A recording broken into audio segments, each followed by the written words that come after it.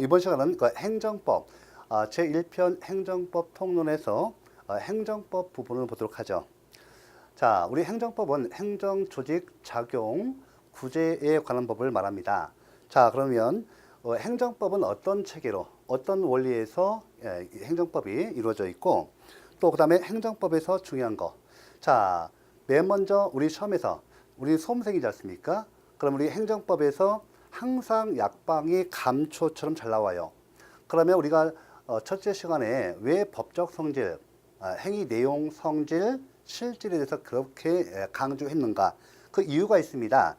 자, 행정법에 보시면 이제 맨 처음에 행정법에서 처음 나오는 것은 제2장에서 공법관계인가, 사법관계인가 이 문제가 매우 중요합니다. 공법관계면 공법이 적용되고 또 그 소송 유형도 행정소송으로 갑니다. 그런데 만약에 이것이 사법관계면 이것은 사법이 적용되고 소송 유형도 민사소송에 의하도록 되어 있습니다. 법체계가 우리나라 같은 경우는 대륙법계의 법사상과 법제도를 개시해서 공사법, 공법과 사법이죠. 공사법 이원론, 공법과 사법을 서로 다른 원리에서 제도에서 운영하는 이런 국가입니다. 그래서 맨 처음에 이제 공법관계와 사법관계를 볼 것이고 이어서 첫째 시간에 봤던 법치주의가 우리 행정면에서는 법치행정의 원리로 나타납니다. 자, 법치행정의 원리 내용이 뭔가 이 부분. 그 다음에 자, 법치행정의 원리를 보면 세 가지가 있어요. 자, 첫 번째가 법률이 법규 창조력이 원칙. 두 번째가 법률 우위의 원칙. 세 번째가 법률 유보의 원칙. 이렇게 세 가지가 있습니다. 그 중에서 법률 우위 원칙과 법률 유보의 원칙 요 개념 비교 문제가 잘 나옵니다. 그 다음에 행정법의 법원. 자, 행정법의 법원 하면 일반 법원이 아니라 법의 존재 형식, 행정법의 인식 근거. 자, 행정법 뭐죠? 자, 우리가 재판을 한다. 우리 행정기관 여러분들이 이제 공무원이라든지 자격증 취득하셔서 이 행정에 관한 업무를 하실 때 그 근거가 되는 법이에요. 그 근거가 되는 법이기 때문에 매우 중요하겠죠. 그래서 여기서 이번 시간 행정법 첫 번째 시간에서는 제1편 제2장에서는 공법관계와 사법관계, 그 다음에 법치행정의 원리, 그 다음에 행정법의 법원 이 세 가지를 하도록 하겠습니다. 자, 어때요? 제가 강조하는 것은 시험에서 출제될 가능성이 크고 만약에 이 셋 중에서도 가장 중요한 것이 뭐냐? 항상 약방이 감초처럼 잘 나오는 것은 바로 여기 공법관계와 사법관계입니다. 이 부분은 반드시 숙지 암기를 하시고 우리 교재가 정리를 잘하고 있어서 특히 우리 교재 봐보세요. 두 번째. 그죠? 공법관계와 사법관계에 대한 판례 나오죠. 이 부분이 매우 중요합니다. 그러면 먼저 우리 교재를 이용해서 보도록 하죠. 여러분들 반드시 교재를 준비하셔야 돼요.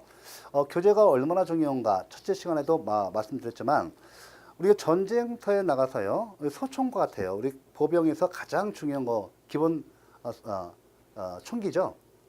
바로 이 소총과 같습니다. 이 소총 전쟁터에 나가는데 이 책을 갖다가 이렇게 준비를 하지 아니하시면 전쟁터에 나가서 맨손 소총 집에 놔두고 온 거예요. 맨손을 쏘는 거예요. 상대방은 이게 무기로서 소총 기본 소화기로서 갖고 있는데 나는 없는 것이죠. 그 다음에 기억력은 한계가 있어요. 그래서 메모를 하셨다가 물론 처음에 강의 들으실 때 메모해 놓으시고요. 그 다음에 두 번째, 세 번째 넘기면서 다시 필기를 할 필요가 없지 않습니까?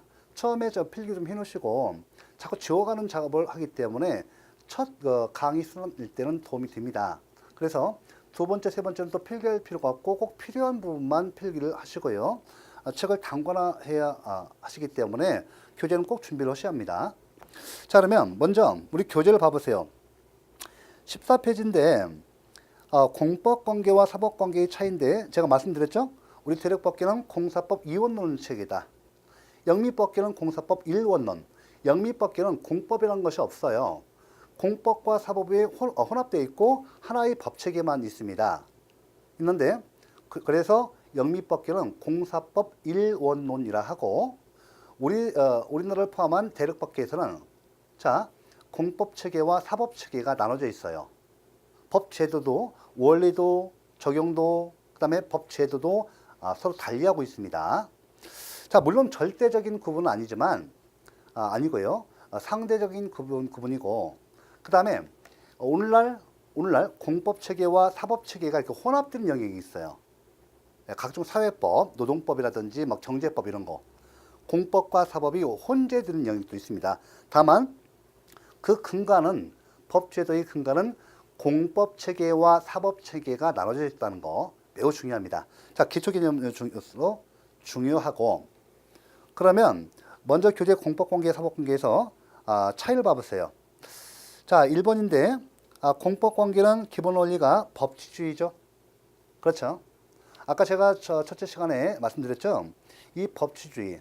자 헌법에 따라서 국회가 법률을 지정하고 이 국회의 입법 형식이 법률이 지정되면 그 법 집행기관으로서 행정기관과 사법기관이 있는 거예요. 행정기관은 행정을 통해서 사법기관은 사법을 통해서 이 헌법에 따라서 만들어진 국회의 법률 이것을 합헌적 법률이라고 합니다. 합헌적 법률에 따라서 우리 행정기관과 사법기관은 법을 집행하는 것이죠. 이게 뭐예요? 이게 법치주의. 이 법치주의가 행정면에서는 법치행정의 원리 이렇게 나타나는 겁니다. 그래서 공법관계는 법치주의가 적용된다. 사법관계는요? 그렇죠? 사적자치. 사적자치가 뭡니까? 자, 여러분들, 자 우리가 이제 사법 영역에서는 개인과 개인 간의 재산 관계를 갖는다.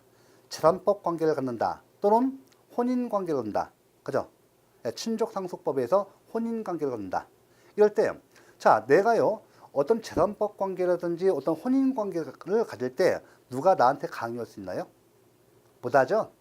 그렇죠. 내가 누구와 결혼할 것인지, 또 내가 누구와 가정을 이룰 것인지, 내가 누구와 또 땅을 사고 팔고, 집을 사고 팔고, 물건을 사고 팔고, 이건 내 자유의사에, 즉 개인의 자유의사에 맡겨져 있습니다. 국가가 개입할 수 있어 없어요? 할 수가 없습니다. 이것이 공사법 이원론이에요. 공법체계와 사법체계인데 이 공법체계에서는 국가가 우리 국민들에게 개입할 수가 있어요. 도로교통법 각종 그죠? 법에 의해서 그죠? 우리 국민에게 개입하고 또 국가가 우리 국민들에게 개입할 때는 국회, 우리 국민이 대표인 국회가 지정한 이 법률에 따라서 집행을 해야 한다. 법치 행정이 원리예요. 그런데 사법 영역, 그러니까 국가는 사법 영역으로 넘어오면 안 돼요. 원칙적으로. 그래서 사법 영역에서는 우리 개인과 개인, 사인과 사인 간의 뭐 재산법 거래 관계를 갖는다. 또 친족 상속법 거래 관계를 갖는다. 쉽게 말하면 재산 거래 관계와 혼인 등, 그죠? 혼인 등 신분법상 행위라고 합니다. 이런 관계일 때는 국가가 개입할 수가 없어요. 국가가 누구와 누구한테 결혼하라 강제할 수 있습니까? 국가가 야 그 개인 땅을 갖다가 누구한테 팔아라 이렇게 할 수 있어요 없어요? 안 됩니다. 그렇죠? 이와 같이 공사법을 나누는 실익이 있다는 거예요. 그래서 사적자치 사법관계는 사적자치 원칙이 적용되고 그 다음에 법적 성격 보세요. 공법관계는 국가와 우리 국민의 관계죠. 그래서 이것은 주로 이제 단속 규정, 명령 규정. 봐보세요. 이제 제가 이제 이거 좀 써볼게요. 쉽게 말하면 공법과 사법이 이렇게 나눠지는 거죠. 법 체계가 하나의 법 체계가 법 체계가 있는데 이렇게 공법 체계와 사법 체계, 공법 관계로 나타나고 사법 관계로 나타나요. 그러니까 가장 기본적인 그 사항인 거예요. 이것은. 그래서 공법 관계 일반적으로 설명드릴 때 여기 국가와 국민을 생각하시면 돼요. 이런 관계. 아시겠죠? 국가가 우리 국민들한테 일방적으로 명령 강제하는 관계예요.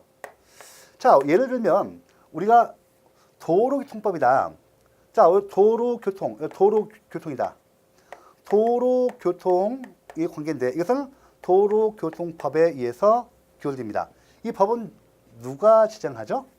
그렇죠. 국회가 지정합니다. 국회가. 그럼 우리가 도로교통 현장에서는 도로교통경찰행정기관이 법을 적용 집행하죠. 자, 우리 국민들 입장에서 이 도로교통법에 보면 10대 범죄가 있어요. 과속금지 있죠. 과속금지 위반, 그죠? 과속금지가 있어요. 그 다음에 중앙선 침범하지 말라, 그죠?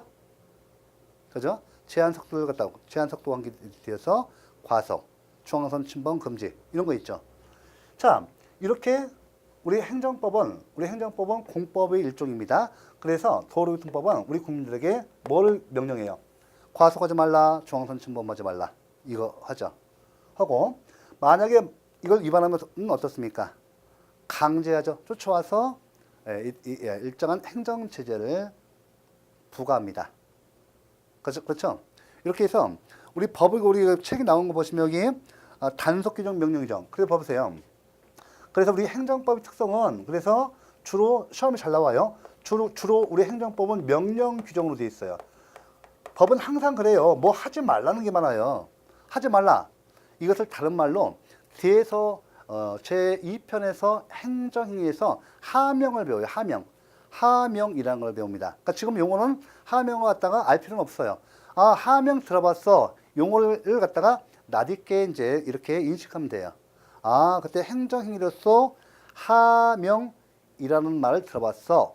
라고 하시면 됩니다. 됐죠? 그래서 우리 행정법은 주로 이와 같이 명령 규정으로 되어 있다. 됐고요. 그 다음에 그래서 이 명령 규정 갖다가 다른 말로 뭐라고 해요? 단속 규정이라고 하죠. 우리 도로교통 경찰들이 나와서 우리 도로교통법은 명령하고 있고요. 그죠? 이 명령을 하고 있죠. 명령을 하고 있고 이걸 갖다가 강제하기 위해서 우리 경찰기관들이 현장에서 나와서 단속을 하죠. 그렇죠. 그래서 우리가 행정법은 주로 이와 같이 단속에서 그 명령을 위반한 사실이 발각되면 바로 위다 벌금이라든지 뭐 과태료라든지 각종 행정 제재를 부과하는 겁니다. 그래서 우리 행정법은 주로 명령 규정, 단속 규정으로 이루어졌다면 맞아요. 맞는 지문이고. 그럼 우리 체크 봐보세요. 그 다음에 이거 사법관계에서는 사법관계는 반대로 보세요. 제가 말씀드렸죠. 우리 사인과 사인 간에 이거 가만히 보세요. 국가와 국민은 우리 행정법 관계에서는 대등해요? 대등합니까? 부대등합니까? 국가가 우리 국민보다 더 위에 있죠? 우월적인 주의에서 일방적으로 명령 강제하는 겁니다. 이에 대해서 사법관계는 사인과 사인 간에 서로 어때요? 대등한 관계예요. 그래서 누가 누구한테 명령 강제할 수 있어요? 없어요? 자, 사적 자치가 허용되기 때문에 명령 강제를 할 수가 없습니다. 자, 그 다음에요. 이 사법관계에서 보시면 말씀드린 대로 이 사법관계에서는 어떻습니까? 그렇죠? 재산관계, 재산관계가 이루어질 수 있고 뭐 땅을 사고 판다, 집을 사고 판다. 또 우리가 혼인관계 이루어지죠? 혼인관계 등 이런 것은 다 사적 자치가 다 적용되고 국가가 개입할 수 없어요. 맞죠? 네. 재산관계, 혼인관계죠? 자, 됐죠? 재산관계, 혼인관계 됐죠? 자, 여기서 보시면 그래서 우리 바로 우리 사법관계는 주로 요거와 대비해서 뭐라 한다고요? 예, 뭐라 한다고요? 요게 쓸게요. 주로 효력 규정, 능력 규정으로 이루어졌습니다. 이게 무슨 말인가 하면 이게 이제 사실은 뒤에서 이제 우리 행정행위편에 또 나와요. 또 나오지만 지금 설명드리고 그때 가서 다시 설명드립니다. 계속 반복하셔서 이런 그 체계의 논리를 이해하셔야 합니다. 일단은 봐보세요. 효력 규정, 능력 규정인데 자, 누가요? 제가 지금 아파트를 갖고 있어요. 뭐 예를 들면 3억짜리 갖고 있다. 3억짜리 아파트 제 소유권으로 되어 있어요. 등기부에 제 소유권도 있습니다. 자, 그런데요, 누가 무단으로 사문서 위조 또는 공문서 위조, 사문서를 위조해서 마치 내가 자기한테 땅을 판 것처럼 해서 자기 앞으로요. 등기 이전을 해놨습니다. 자, 저는 상대방한테 땅을 갖다가 판 적 없어요. 아파트를 판 적이 없어요. 근데 상대방이 문서를 유지해서 형법상의 사문서 위조죄 있습니다. 문서를 유지해서 마치 계약에 있는 것처럼 꾸며서 가짜로 꾸며서 자기 앞으로 소유권 이전되기를 해버렸습니다. 자, 상식. 요거 우리 행정법이 아니라 사법규정은 원칙적으로 효력규정이에요. 효력규정. 자, 어떻습니까? 이거 유유입니까? 무유입니까? 이거 뭐예요, 이거? 유유예요, 무유예요? 이거. 무효죠. 유유, 무효. 아시겠죠? 나한테 정말 아파트에 3억 주고 나한테 문서를 정식으로 내가 문 써주고 인감증을 찍어가지고 돈 받고 소유권 이전되기를 해주면 이건 유유지 않습니까? 그죠? 근데 이 사람은 나한테 무단으로 사문서 위조를 해가지고 자기 앞으로 소유권 이전 등기 돈을 갖다가 나한테 줘가지고 산 적도 없는데 이렇게 해버리면 어때요? 이건 무효입니다. 무효고 등기 무효 등기 원인이 없어요. 그래서 내가 이때 법원에다가 소송을 제기하죠. 그죠? 소유권 이전 등기 멸수 청구권을 행사합니다. 그죠? 소유권이 넘어간 바 없어요. 등기만 돼 있는 거죠. 그 다음에 그 민사적으로 끝나고 형사관계에서는 사문서 위조, 사기죄가 됩니다. 그러니까 지금부터 마인드를 만들어야 돼요. 리걸 마인드. 쉽게 말하면 앞으로 꼭 기억하셔야 돼요. 민사관계, 형사관계, 행정법 관계는 전혀 다른 것이에요. 전혀 다른 법칙이 세 개가 있습니다. 민사관계, 형사법 관계, 행정법 관계, 민사법 관계, 형사법 관계, 행정법 관계. 줄여서 민사관계, 형사관계, 행정사건 관계 다 구분됩니다. 철저하게 꼭 아셔야 돼요. 우리는 이제 행정사건을 좀 행정법을 배우고 계신 겁니다. 이렇게 좀 해놓으셔야 돼요. 여기에서 요거 돼 있어요. 그럼 제가 요거 시험에서 어떻게 나오는가? 자, 이거 가끔 틀리는 거예요. 행정법은 주로 효력 규정으로 되어 있다면 틀린 질문이에요. 아시겠죠? 이렇게 시험 나와요. 보통 나올 때. 그 다음에 이 능력 규정은 뭐라고 하냐면 재산법 관계에서는 주로 효력 규정으로 가요. 이렇게. 혼인 관계에서는 능력 규정으로 갑니다. 능력 규정으로 갑니다. 자, 이거 어떻습니까? 우리가 앞으로 법률 용어로서 능력하면 능력이라는 것은 어떤 지위나 자격을 말해요. 지위나 자격을 말합니다. 자, 이거 어떻습니까? 자, 여러분들 어때요? 요 감남은요, 을려를 갖다가 사랑합니다. 근데 을려가 그 사랑을 받아주지 않습니다. 혼자 짝사랑을 하고 있어요. 감남이. 그래서 을려가 있는데, 자, 우리 그래서 이제 감남이 을려를 찾아가서 자, 우리 결혼하자. 상대방이 뭐랍니까? 싫어. 그죠? 거부했죠? 싫다고 했습니다. 그래서 감남은 속으로 이렇게 얘기했어요. 나도 하는 수가 있지. 하면서 나와가지고 문서를 위조해요. 사문서 위조. 가지고 자, 자기가 단독으로 가서 단독으로 가면 안 되겠죠. 그래서 한 사람을 알바를 고용해가지고 가가지고 마치 자기가 좋아하는 연인, 그죠? 결혼을 거부한 연인을 위장해가지고 가서 마치 상대방 연인인 것처럼 해가지고 문서를 꾸며가지고 혼인신고를 했습니다. 자, 이건 유효입니까? 무효입니까? 좀 감남, 을려가 거부했어요. 근데 감남이 을려의 상호 합의, 혼인 합의가 없는데 자기가 알바를 고용해서 마치 문서 꾸며가지고 가서 같이 혼인신고를 했다는 거죠. 자, 그러면 감남과 을려는요, 혼인이 무효가 되겠죠. 무효가 되고요. 자, 부부로서의 지위 자격 취득해야 안 해요. 이 혼인신고, 이 혼인 자체가 무효입니다. 혼인이 성립하지 않았죠. 따라서 부부로서의 지위 또는 자격 있어요, 없어요? 없어요. 자, 여기서 이제 우리가 민사적으로 보면 혼인 무효가 됩니다. 그죠? 무효가 되고 이에 대해서 이제 이 사람은 형법상 사문서 위조라든지, 그죠? 기타 공문서 관련 범죄를 저지른 거죠. 민사관계와 형사관계, 행정법 관계가 틀리죠. 혼인신고는 이게 우리 행정법 관계예요. 혼인신고 우리 해당 행정기관에 하는 거니까 혼인신고는 이것이 뒤에서 또 연결돼요. 서류를 요하는 신고냐 아니냐 이건 별개 문제니까 그때 가서 배우시고 일단은 이렇게 돼요. 요거 바뀌면 틀린다 이 뜻이 아시겠죠? 요까지만. 자, 그 다음에 여기 됐고요. 그래서 여기 보면 적용법규 강제집행의 방식도 꼭 기억해야 돼요. 왜? 이 앞에서 행정법 통론은 행정법 총론이 행정법 강론 있죠. 행정법 강론하면 막 경찰 행정, 막 급부 행정, 공용부담 행정, 환경 행정, 그죠? 교육 행정, 사회복지 행정 전부 각각의 행정 영역에 있는 것을 다 뽑아서 공통적으로 이론 구성한 겁니다. 행정법 총론이. 그런데 이 행정법 총론 중에서 다시 통론은 뭐예요? 또 총론 속에서 또 총론이 되는 겁니다. 왜 이렇게 어려운 구조인가, 어렵고 좀 이렇게 복잡한가? 이유가 있습니다. 행정법은 아직 통일된 법전이 없어요. 예. 단일 법전이 없어요. 역사가 좀 많이 짧습니다. 200년도 안 돼요. 조금 안 되고 1950년 이후에 2차 대전 이후에 본격적으로 우리 행정법이 발전해서 지금 많이 좋아진 거예요. 이거 보시면 뭐 민사법이라든지 형사법에는 다 단일 법전이 있어요. 그런데 우리 행정법은 통일된 법전이 없어 이론으로 되어 있습니다. 이론으로 되어 있고 다른 민사법이라든지 다른 법의 도움을 많이 받아요.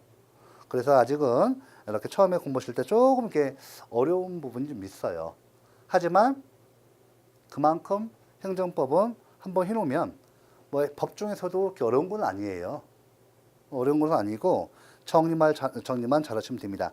그래서 이건 기초가 되기 때문에 매우 중요해서 제가 설명드리는 겁니다.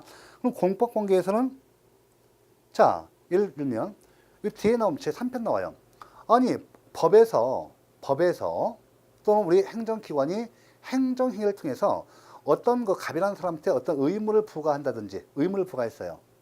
이 의무 부과에 대해서 상대방이 우리 국민이 의무 불이행하면 공법관계에서는 행정대집행. 자, 갑이라는 사람이 의무자인데 법이라든지 행정기관에서 일정 행위를 하도록 의무를 부과했는데 의무를 불이행하면 행정 목적은 달성될 수가 없습니다. 그래서 우리 행정기관에게 뭐를 줘요? 상대방을 대신해서 행정기관이 그 의무를 이행시켜버립니다. 이것이 행정대집행이에요. 자, 그럼 민사집행은 뭐냐? 자, 민사집행은 그 행정대집행 누가 해요? 행정대집행이 주체는 행정기관, 행정주체예요. 국가 등이에요. 그러니까 민사관계에서의 강제집행과 틀려요. 봐보세요. 우리가 이제 그 국가하고 우리 국민하고 국가가 국민한테 어떤 의무를 부과했단 말이에요. 예를 들면 국가가 이 갑이란 국민한테 자 세법에 의해서 세금을 부과했어요. 이 상대방의 세금을 납부하지 않습니다. 의무 불이행이죠. 그럼 국가는 어떻게 돼요? 강제집행, 행정상 강제징수, 국세징수법에 근거해서 강제징수를 한단 말이에요. 아시겠죠? 이렇게 한단 말이에요. 그러니까 행정상 법률관계에서는 우리 행정주체, 행정기관이 직접 의무 대상자인 국민한테 직접 실력을 가해서 강제집행을 이렇게 합니다. 즉 행정대집행이라든지 행정상 강제징수를 하는 거예요. 그런데 민사관계에서는 주의하셔야 돼요. 틀린 것이 자 친구가 나한테 돈을 1,000만 원 빌려갔어요. 자 근데 친구가 원금하고 이자를 갚기로 한 날까지 안 갚아요. 그래서 제가 가만히 친구를 봤더니 친구는 자기 쓸 거 다 쓰고 할 거 다 해요. 그러면서 돈을 돌려주지 않습니다. 원금과 이자를 안 줘요. 그럼 나는요 친구 집에 대해서 쫓아가가지고 멱살을 잡고 패고요. 그 다음에 나도 헌수가 있자면서 친구가 패고서 돈 드는 거 뺏어올 수도 있어요. 근데 이건 안 돼요. 이건 안 됩니다. 그럼 내가 처벌을 받습니다. 왜요? 우리 사법관계에서는 비록 법률 행위는 사적 자치가 허용되지만 자력구제는 안 돼요. 자력구제를 허용하지 않습니다. 친구가 나한테 돈을 빌려갔다? 안 갚는다. 그렇다고 해서 친구라도 패고 오면 폭행죄 협박죄가 되는 거예요. 아시겠죠? 형사법 관계로. 또 친구가 봤더니 또 뭐 또 내가 패거나 면전에서 뺏어오면 난리치겠죠. 그래서 친구가 여행 간 걸 숨을 타서 내가 담을 넘어가서 자, 돈 드는 거 1,000만 원어치 물건 들고 나왔습니다. 냉장고부터 뭐 고가의 TV 들고 나왔습니다. 이거 절도예요. 이거 안 됩니다. 이런 때는 제3의 국가기관인 법원의 힘을 빌려서 이걸 타력구제라고 해요. 타력구제. 법원의 힘을 빌린다. 타인의 힘을 빌려서 내가 채권을 내가 보전받는다. 만족받는다. 이런 것을 그러니까 타력구제라고 해요. 그러니까 행정법 관계는 행정상 법률 관계의 당사자라고 합니다. 국가가 우리 행정기관 국민에 대해서 직접 실력을 가해서 이렇게 강제 집행을 해요. 그런데 사법관계는 안 돼요. 사법관계는 누구의 힘을 빌려서 자력구제가 원칙적으로 허용 안 됩니다. 이런 때는 법원의 힘을 빌려서 이렇게 법원이 민사집행법에 의해서 강제 집행을 합니다. 이런 구조가 되어 있다는 거죠. 이런 그 마인드를 자꾸 이렇게 만들어야 돼요. 아시겠죠? 자, 그러면 여기 책이 잘 돼 있어요. 그래서 강제 집행의 방식, 공법 관계는 행정 대집행 또는 행정상 강제 징수. 대표적인 거 한 가지만 쓴 거예요. 3편에서 다 배워요. 걱정하지 마시고. 지금은 행정 대집행 들어봤어. 이것만 아시면 돼요. 그다음 민사 집행 들어봤어. 라고만 아시면 됩니다. 자, 공법 관계는 손해배상, 국가배상이 있어요. 그러니까 행정상 손해배상으로 해서 제4편, 5편서 배워요. 그러니까 행정상 손해배상 할 때 우리 국가배상법이 별도로 되어 있어요. 그러니까 자, 우리 봐보세요. 공무원이 중상 불법행위를 해서 우리 국민에게 어떤 1,000만 원이 손해를 발생시켰다. 5천만 원이 손해를 발생시켰다면 국가배상법이라는 별도의 공법 체계가 있어요.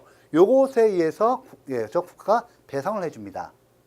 그런데요, 사법관계는 어때요? 개인과 개인 간에, 그죠? 개인과 개인 간에 이런 불법행위를 통해서 어떤 사람이 손해가 발생하면 요건 어떻습니까? 민법에 있어요. 민법상 불법행위가 있어요. 민법이죠, 민법. 사법인 민법의 불법행위로 인한 손해배상 청구권, 이게 적용됩니다.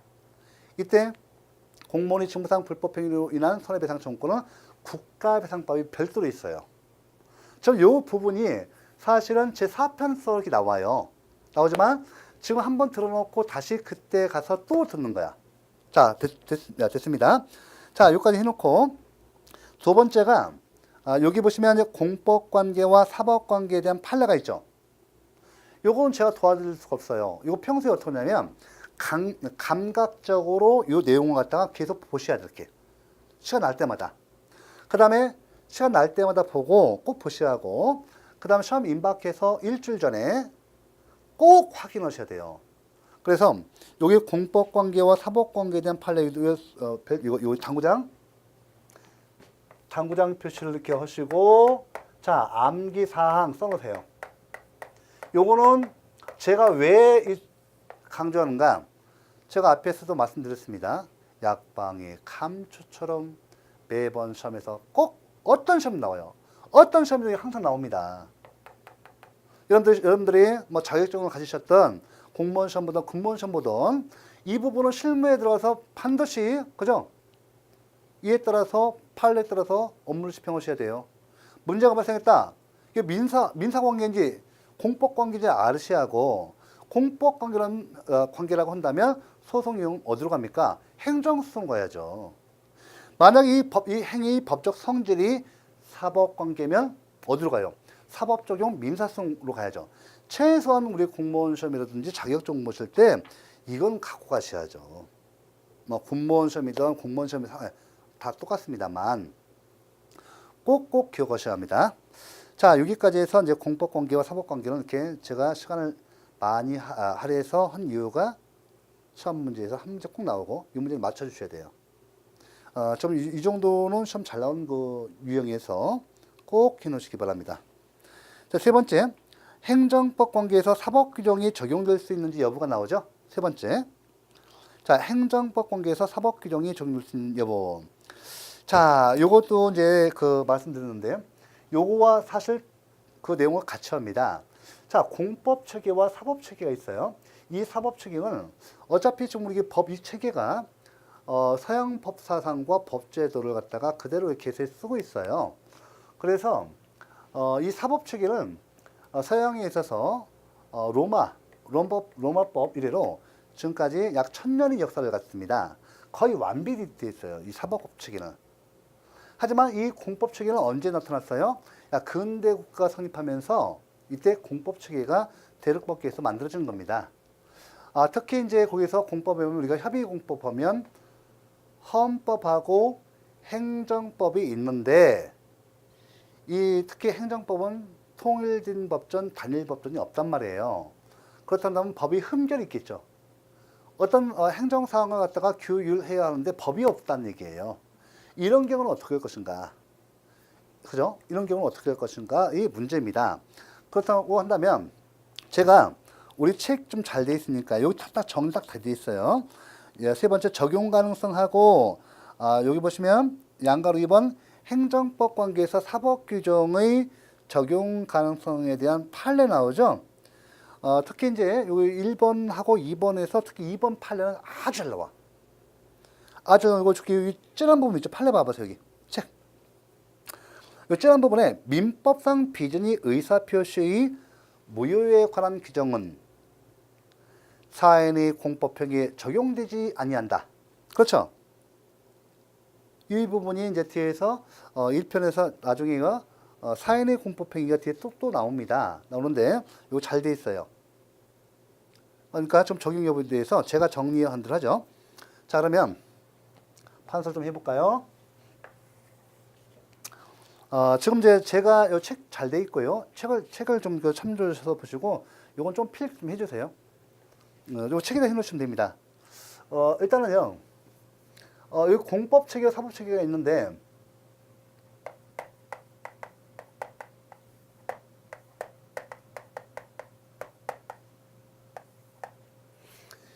우리 공법에 있어서 이제 행정법이 문제되는 거죠. 자, 행정법은 단일 법전이 있어요, 없어요? 없죠. 그러면 이 행정법에 어떤 법이 흠결 있다. 행정법이 흠결이 있는 경우에 어떨 것인가? 자, 이에 대해서요. 중요합니다. 현재 결론만 말씀드릴게요. 자, 이 사법 규정을 갖다가 이게 적용할 것인지 여부가 다퉈주고 있죠. 적용 여부. 자, 여러분들 견해는 어떻습니까? 공법 체계와 사법 체계는 그 성질, 실질 내용이 완전히 달라요. 이건 국가와 국민과의 관계죠. 이건 사인과 사인, 개인과 개인 간의 관계예요. 사적 자치가 허용되고 이건 명령 강제가 허용되는 부분이에요. 그런데 상식적으로 이 사법 규정이 이 공법인 우리 행정법에 어떤 법 규정이 없어요. 없는 경우에 이 사법 규정을 적용할 수 있는지 여부. 자, 상식적으로 적용할 수 있을까요? 없을까요? 예. 자, 여러분들 이제 그 성질이 다르기 때문에 직접적으로는 적용 안 돼요. 직접적으로는 적용 안 됩니다. 안 됩니다. 안 돼. 자, 이때 그래서 통설적 견해 유추 적용설이 현재 통설 판례예요. 통설과 판례입니다. 처음에 공부하시는 분들은 많이 물어보세요. 아니 통설이 뭐고 다우설이 뭐고 소수설이 뭐냐, 또 판례 입장이 뭐냐, 뭐 이런 이게 뭔가 하실 거예요. 먼저 학설 보시면 우리는 이제 법 해석학을 법 조문이 있고 법 해석학이 바로 이 법학입니다. 그렇죠. 우리 법학은 실정법을 전제로 놓고 법 해석하는 법 해석학이에요. 그러면 여기에서 우리가 이제 특정 그 법조문에 있어서 여러 뜻으로 해석될 수 있는 경우에 통설이라는 것은 그 학자들, 교수님들 계시잖아요. 학자들이 일반적으로 공통적으로 다 그건 맞아. 그것은 이렇게 해석해야 맞아라고 해서 거의 견해가 일치된 견해를 말해요. 견해가 일치된 견해를 말합니다. 일치된 견해를 말하는 것입니다. 그 다음에 통설은 그렇게 그렇고요. 그런데 다수의 학자, 예를 들면 10명 중에서 7명, 8명이 이렇게 이제 과반수 넘습니다. 다수의 학자가 그렇게 이렇게 해석하는 것이 맞다라고 하는 것이 다수설이에요. 아시겠죠? 예. 이렇게 마다 그 입장 10명이라는 학자가 있으면 법학자가 있으면 그 중에서 7명이 이 조문에 대해서는 이렇게 해석하는 것이 맞다라는 그 입장, 이 견해, 이것을 우리가 다수설이라 하고, 그 다음에 소수설은 이에 대해서 아니다, 그렇게 해석하면 안 된다, 그건 이렇게 해석해야 한다라는 다른 견해를 말하는 거예요. 소수의 학자가 지지하는 견해, 입장을 말합니다. 그 다음에 판례는 뭐냐?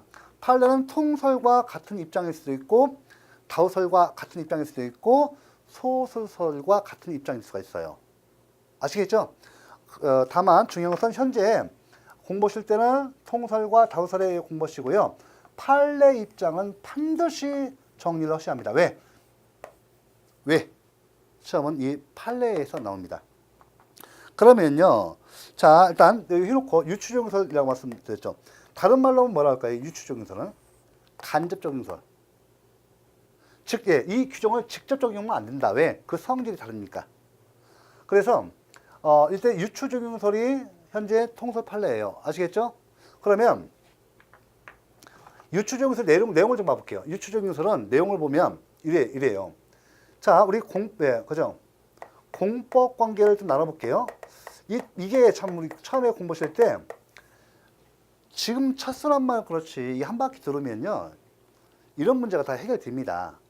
이 자꾸 바로 뒤에 다음 장에 행정상 법률 관계, 행정법 관계가 나와요. 거기 나오는데 요게 관련된 부분이니까 정리하고 가는 거예요. 아시겠죠? 다시 또 설명합니다. 그러니까 공부는 처음에 법학 공부하실 때 반복이에요. 처음에 한번 쭉 하고 그 다음에 재반복 3번 정도면 행정법은 90점 나옵니다. 다만 여러분들이 열심히 하셨을 때만 그렇습니다. 자, 공법관계를 해볼게요. 공법관계인데요. 이 공법관계는 나눠볼게요. 이렇게 됩니다. 권력관계가 있어요. 권력관계가 있고 관리관계가 있습니다. 관리관계가 있습니다. 그러시면 여기에서 용어만 익히시면 돼요. 왜? 또 나오니까. 지금 이거 연구하셔가지고 이거 모르고 나왔다 해서 이해가 안 된다 해서 좌절하지 마시고 또 뒤에 가서 찾으시러 가시면요. 이게 고구마 줄기와 같아서 감자 줄기와 같아서 하나 뽑으면 계속 따라 들어가야 돼요. 그러면 여러분들 그거 보면 이거 공부하실 때 자기가 페이스를 읽습니다. 페이스를 읽고 짜증이 나요 아마. 요거 한 가지 알라고 갔더니 또 뒤로 계속 하다 보면 뒤까지 다 가야 돼. 책을 다 뒤져야 합니다. 얼마나 힘들고 비효율적이에요. 어차피 한 바퀴만 돌으면 다 할 것 같다가 이 다음 장 나오거든요. 그러니까 결론만 말씀드리면 이 권력관계에서는 이 권력관계 관리관계가 있는데 이 권력관계를 갖다 다른 말로 본래적 의미 우리가 일반적으로 공법관계다음에 이 권력관계를 말하는 겁니다. 앞으로 뒤에 나와요. 그러니까 공법관계하면 권력관계 그러니까 국가가 국민한테 일방적으로 명령 강제하는 관계를 말해요. 이 관리관계는 이거는 이제 전례적 의미의 공법관계라고 해요. 그래서 그 본질, 성질, 실질은 사법관계예요. 이게 이거 나옵니다. 요거는 뭐냐면 제가 개념만 설명드릴게요. 요거는 국가가 국민들한테 일방적으로 명령 강제하는 관계고 요거는 뭐냐면 여러분들 공기업 있죠. 공기업 우리 철도공사라든지 뭐 지하철공사 이런 거 공기업 있죠. 공기업이 뭔가요? 그렇죠. 여러분들 보세요. 행정 주체인 국가나 지방자치단체가 원래는 이 권력관계 일방적으로 명령 강제하는 관계만 해야 돼요. 공법관계에서는. 그런데요. 행정 주체인 국가나 지방자치단체가 철도공사라든지 지하철공사 마찬가지로 일정한 공공복리 실현을 위해서 우리 사인들이 우리 개인들이 하는 행위를 해요. 이게 관리관계. 쉽게 말하면 국가는 원래 공법관계에서는 일방적으로 명령 강제하는 권력관계를 가져야 하는데 이 관리관계 즉 행정 주체인 국가나 지방자치단체가 공공복리 실현을 위해서 의해서 공기업 경영관리 활동, 기업 경영관리 활동을 하는 거예요. 여러분들, 기업 경영관리 활동 누가 하는 거죠? 우리 사인들이 기업주가 하는 거 아니에요. 그런데 행정주체인 국가가요, 행정주체인 국가가 공공복리나 공익실현을 위해서 개인들 하는 기업 경영관리 활동, 이게 뭐예요? 공기업 경영관리 활동, 공물관리 활동 하더라는 거죠.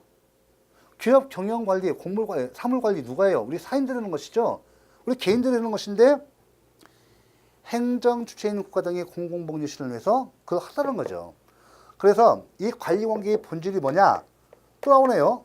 본질, 성질이 뭐냐? 본질, 성질, 실질 같은 말이에요. 이게 뭐라고요? 이게 뭐라고요? 사법관계예요.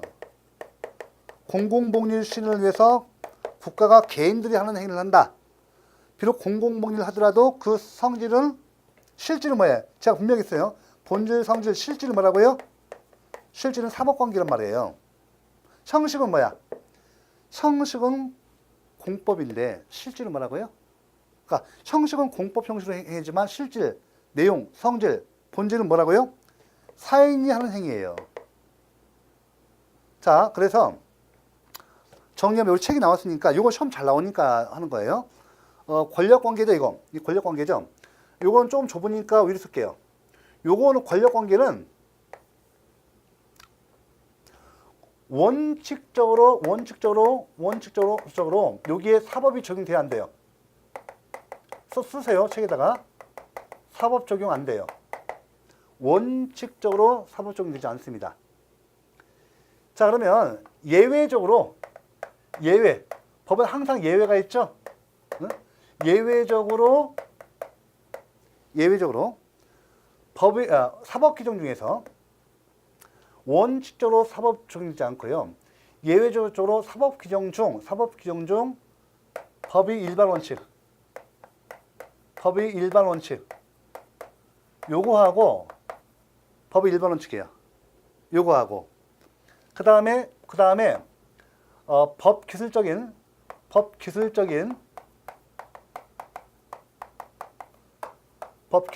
통칙적 규정. 사법 규정 중에서, 왜냐하면 일방적으로 명령 강제하니까 사적 자치의 원칙 규정들은 이 사법 규정은요, 원칙적으로 여기 권력 관계에 적용 없어요. 다만 예외적으로 이와 같이 사법 규정, 법의 일반 원칙이라는 것은 사법이 일반 원칙이면서 공법이 일반 원칙이 되는 거예요. 사법이 일반 원칙이면서 공법이 일반 원칙이 돼요. 그러니까 법의 일반 원칙이라는 것은 사법이 일반 원칙이면서 공법이 일반 원칙이 되는 겁니다. 요거하고 그 다음에 우리가 뭐 거소라든지 주소, 거소, 특히 거소, 시효, 거소 시간, 거소라든지 기간, 거소, 뭐 시효 이런 거 있지 않습니까?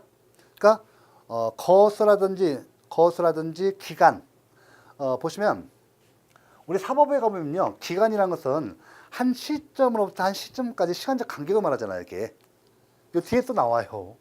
그러니까 계속 반복해서 하는 건데, 예를 들면 이제 법의 일반 원칙은 뭐 또 바로 뒤에 나옵니다. 이건 3장서 나오고, 요거는 예를 들면 거소라든지 기간 등 이런 것은 사법이든 민법이든 공통적으로 순수한 법 기술적인 거니까. 그래서 기간 같은 경우 한 시점으로부터 한 시간, 한 달, 두 달 이런 거, 그죠? 2시간 30분, 30초 이런 것들은 또 기간이라든지 거수 이런 것들은 이렇게 예외적으로 권력 관계도 적용된다. 이게 중요합니다. 자, 그러니까 사법 정리합니다. 이거 다음 잡히실게요. 그러니까 원칙적으로 일방적으로 명령 강제는 이 공법 관계는 사법 관계의 성질상 사적 자치가 적용되니까 이게 적용 안 돼요. 여기는. 근데 예외적으로 사법 기준 중에서 법의 일반 원칙과 법 기술적인 통칙적 규정 이런 것 등은 예외적으로 권력 관계에 적용된다. 그럼 여쭤볼게요. 여러분들 좀 지혜롭게 마인드가 생길 거예요. 왜 그런가 하면 이 관리 관계 봐보세요. 이 형식은 공법이지만은 실질은 뭐예요? 본질은 뭐예요? 사법 관계죠. 여기에는 어떨까요? 여기는 여기에는 사법 규정이 폭넓게 적용돼요. 당연하겠죠. 법이 혐기를 때. 됐죠? 이렇게 정리하고 요는 꼭 아셔야 돼요. 왜? 이거 실무에서도 중요하고 처음에서도 중요하니까 이 부분을 갖다가 정확히 해주셔야 합니다. 그 다음에 양가로 위반 행정법 관계에서 사법규정이 적용 가능성이 있는 판례에서 요거는 뒤에서 사인의 공법 행위와 관련해서 공부할 테니까요. 일단 이것만 민법상 비준이 의사표시 무효에 관한 규정은 사인의 공법 행위에는 적용되지 아니한다. 뒤에서도 나오니까 지금 이 밑줄만 그어놓으세요. 이어서 법치 행정의 원리와 이제 행정법의 법원을 보도록 하겠습니다. 법치 행정의 원리는 딱 정해져 있어요. 이것만 하시면 됩니다. 제가 이제 우리 교재를 보시면 구성 보시면 법치 행정의 원리 이게 왜 인정되는가? 법적 안정성,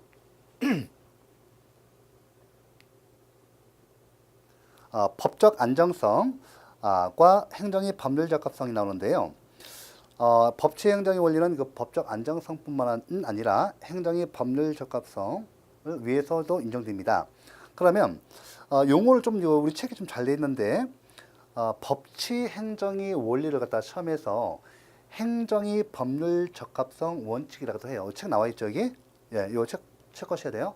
그러니까 지금 혹시 시험에서 7급 이상 뭐 가보시면 법치 행정의 원리라고 하지 않고 행정의 법률 적합성 원칙 원리라고도 합니다. 이렇게 시험 나옵니다. 그래서 용어를 체크하셔야 하고 그러면 일단은 여기에서 이제 그다음에 두 번째 법치 행정이 분류해서 형식적 법치주의와 실질적 법치주의가 나옵니다.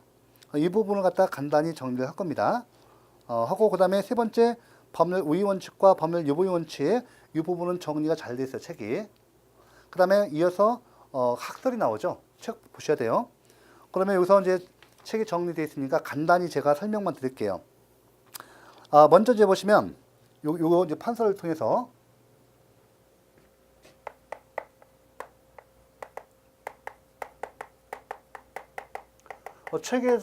책에다가 다시 한번 메모를 하세요. 행정의 법률 적합성 원칙 또는 원리로 시험 나옵니다. 원리 같은 말이에요. 이렇게 이제 바꿔낼 수가 있어요. 이 교재 잘 돼 있고요. 그러면 맨 처음에 여러분들 여기서 첫 번째 뭐 나와요? 우리 교재대로 써놓으세요. 법률이 법규 창조력 원칙. 그죠? 우리 교재에다 여러분들은 요것만 메모하세요. 요 법률이 법규 창조력 원칙은 형식적 의미의 법률이다. 형식적 의미의 법률. 이렇게 해서 이제 요걸 이렇게 써놓으시고. 그러니까 쉽게 말하면 이 법규 개념 간단히 설명드리죠. 법규 개념이 또 이게 뒤에 또 나와요. 나오는데 요거에서 지금 현재 잠깐 보고 가겠습니다. 법규란 국민이 자유와 권리를 제한하고 의무를 부과하는 법규범. 자, 국민이 자유와 권리를 제한하고 의무를 부과하는 법규범. 따라서 우리 일반 국민을 법적으로 구속하는 효력이 있는 법규범을 말해요. 아시겠죠? 그러면 이 법규를 창조하는 것은 원칙적으로 뭐다? 자, 뭐다? 국회 입법의 원칙. 형식적 의미의 법률. 그러니까 국민이 자유와 권리를 제한하고 의무를 부과하는 이런 법규를 만들어내는 것은 원칙적으로 뭐다? 국회 입법인 법률이다. 따라서 행정입법을 하면 안 돼요. 행정입법은 안 돼요. 아시겠죠? 행정입법은 안 됩니다. 국회 입법에 의해서 이 법규상을 만들어낼 수 있다. 요겁니다. 사실 지금 말씀드린 것은 이 법규 개념은 뒤엔 또 행정입법에서 또 나옵니다. 그때 이제 제가 지금 말씀드린 것은 일반적인 견해에서 제가 앞으로 법규다라고 하면 실질적 의미에서의 법규 개념. 그러니까 실질, 형식 계속 나오잖아요. 실질이 뭐라고요? 내용, 실질, 성질, 본질, 바탕을 말해요. 그러니까 이 어떤 어떤 법의 내용이 실질이 바탕이 본질이 국민이 자유와 권리를 제한하고 의무를 부과하고 있어서 우리 국민을 법적으로 구속하는 법규범으로 되어 있으면 뭐라고요? 법규예요. 이게 법규야, 법규. 이게 바로 제가 말씀드린 실질적 의미의 법규 개념이에요. 자, 됐죠? 이게 중요하고 제가 말씀드렸어요. 법규 개념이 있어요. 두 번째가 뭐라고요? 법률 우위의 원칙. 자, 세 번째가 뭐라고요? 법률 유보의 원칙. 자, 우리 책 다 나왔어요. 책 보시고 써놓으세요. 책에다가. 자, 법률 우위 원칙인데 이때 봐보세요. 이게 그림을 보면 맨 위에 뭐 있어요? 입법작용 있죠? 행정작용 있죠? 사법작용 있죠? 국회의 입법과 행정기관의 행정이 충돌했을 때는 뭐가 더 위에 있다? 봐보세요. 그림 봐보세요. 뭐가 더 위에 있다고요? 그렇죠. 입법이 더 위에 있다. 법률이 더 위에 있다. 그래서 행정기관은 행정활동할 때 법에 위반되어서는 안 된다는 원칙이에요. 행정기관이 행정활동할 때 할 때 이 입법에 위반되는 행정활동을 해서는 안 되는 원칙. 그래서 법률 우위 원칙인데 그래서 이때 입법의 의미는 일반적인 법률이죠. 입법은 법률인데 이것은 중요합니다. 이 법률의 의미가 중요해요. 왜 중요한가 하면 형식적 의미의 법률뿐만 아니라 헌법, 명령, 관습법, 조리 등도 다 포함하는 개념이에요. 이때 법률의 의미는 일반적인 형식적 의미의 법률뿐만 아니라 헌법, 관습법, 판례법, 조리 등 다 들어가요. 그죠? 헌법, 관습법, 조리 등 다 들어갑니다. 이때 법률의 의미 중요합니다. 그 다음에 중요한 것은 우리 교재 써놓으셔야 돼요. 그 다음에 이 법률이 유보인데 이 법률 유보는 법률이 근거를 말해요. 법률이 근거. 이거 좀 쉽게 써야죠. 일본식 한자예요. 일본식 한자 이게. 일본서 만들어준 거 이게. 법률 유보 들어와요 개념이? 안 들으시죠? 법률이 근거가 중요합니다. 그래서 이때 법률은 중요한 것은 이때 법률의 의미 중요합니다. 이때 법률은 뭐라고요? 형식적 의미 법률이에요. 응? 요것만을 의미해요. 만 의미. 매우 중요하죠. 요거와 요거 바뀌면 틀립니다. 아시겠죠? 네, 됐습니다. 그래서 우리가 법규란 개념 요거 다시 아셔야 돼. 그 다음에 요 법률의 개념, 이 법률의 개념, 그지? 요거하고 요거 틀리죠? 이 두 가지는 같죠? 요거 틀린 거 바뀌면 틀린 지문입니다. 기출문제에서 틀린 지문이 되겠습니다. 요거 다 돼 있어요, 여기. 자, 책 돼 있고, 그 다음에 여러분들 여기 다 돼 있고, 그 다음에 여러분들 그 15페이지에 법치행정의 원리에서 두 번째 법치행정의 분류 봐보세요.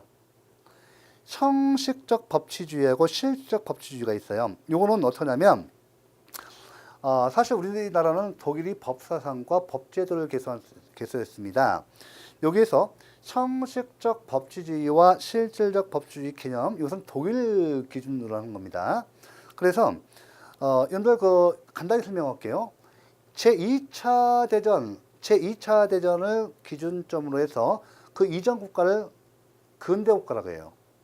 제2차 대전 이후 오늘날까지의 국가를 현대 국가라고 합니다. 독일을 기준으로 해서 독일은 제2차 대전 이전에는 국회 입법 형식만 갖추면 그 실질 내용을 묻지 않고 국회 입법 형식만 갖추면 그 법의 내용이 국민의 자유와 권리를 침해하는 위헌위법적인 이런 내용이 있다 하더라도 전부 다 정당한 법이에요. 타당한 법이에요. 이것이 제2차 세계대전 이전의 독일에서의 근대국가에서의 개념이에요. 그래서 히틀러가 이것을 악용해서 제2차 대전을 일으켰던 것이죠. 따라서 그 역사적인 반성에 의해서 제2차 대전 이후는 국회 입법의 형식만 갖추면 안 된다. 국회 입법 형식을 당연히 갖추고 이제는 그 내용까지 법의 내용, 실질, 바탕, 성질까지 전부 다 국민의 자유와 권리를 보장하는 이런 내용이 법일 때 타당한 법, 정당한 법이다 라고 바뀝니다. 그래서 여러분들 꼭 아셔야 돼요. 이 실질적 법치주의를 갖다가 가장 실효성 있게 보장하는 제도가 뭐다? 헌법재판소의 위헌법률심판제도입니다. 아시겠죠?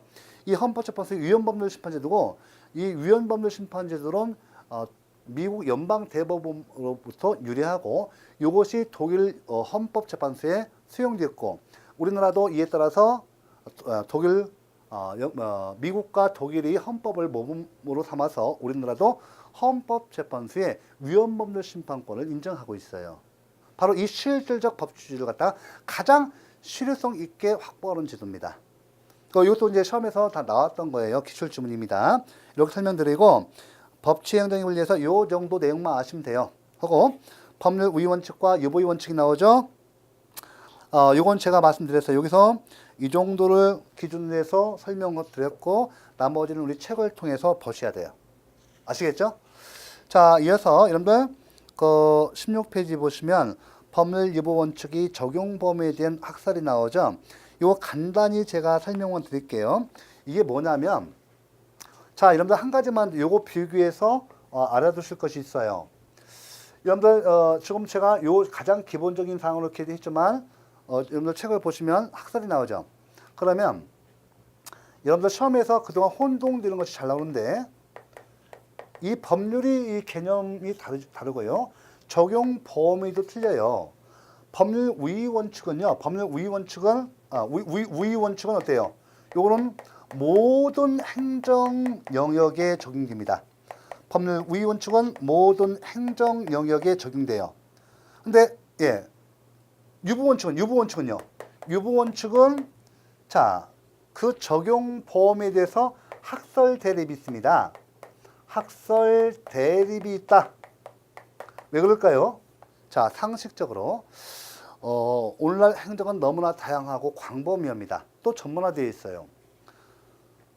그런데 이에 대해서 행정기관이 행하는 모든 행정활동 작용에 국회가 법률에 의해서 그 법적 근거를 다 몽땅 모두 인정하는 법률을 지정하는 것은 입법 기술상 불가능합니다. 그 행정사항이 워낙 다양한데요. 그를 갖다가 그 다양한 행정작용에 대해서 그 법적 근거를 그 모두를 갖다가 마련해 주는 것은 입법 기술상 불가능하다. 그렇다면 어떤 행정 영역에서만큼은 꼭 행정기관이 행정활동을 할 때 그 법률의 근거가 필요한가? 국회 입법 형식이 법률, 형식적 의미, 법률을 의미합니다. 그러면 여기서 이제 맨 처음에 했던 것이 이 법치 행정의 원리를 누가 만들었는가 하면 책도 나와 있으니까 책 보고 써보세요. 맨 처음에 오토마이어가 법치 행정의 유보서를 갖다가 법치 행정의 원리를 만들어내고요, 창설했고요. 이때 오토마이어가 주장했던 것은 침해 행정 영역, 행정기관이 행정활동을 하는 침해 행정 영역에서만큼은 행정기관은 국회가 지정한 법률에 근거해서 행정활동을 하고, 그 이외의 행정 영역에서는 행정기관이 행정활동할 때 그 법적 근거가 필요치 않다고 봤습니다. 아시겠죠? 이렇게 정리를 했던 겁니다.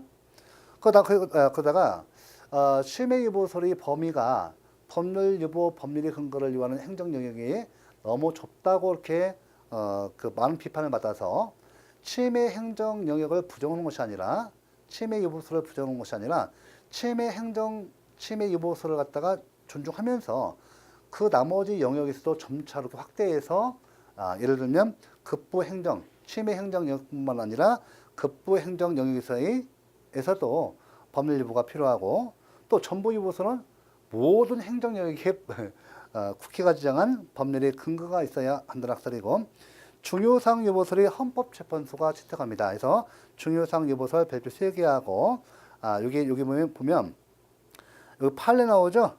헌지 나오죠? 이게 중요사항 유보설이에요. 헌법재판소가 중요사항 유보설을 채택하고 있다는 거. 그래서 헌법상 국민의 기본권과 관련돼서 행정기관이 행정활동을 할 때 그 헌법상 국민의 기본권과 관련해서 중요한 사항과 관련될 때는 국회가 지정한 법률에 근거해서 행정활동을 하고 중요하지 아니한 행정 영역에서 행정기관이 행정활동할 때는 법률의 근거를 요하지 않는다는 겁니다. 이렇게 좀 그 내용을 정리해 놓으시기 바랍니다. 일단은 이번 시간은 여기까지 하고 행정법의 법원 모터는 다음 시간에 이어서 하도록 하겠습니다.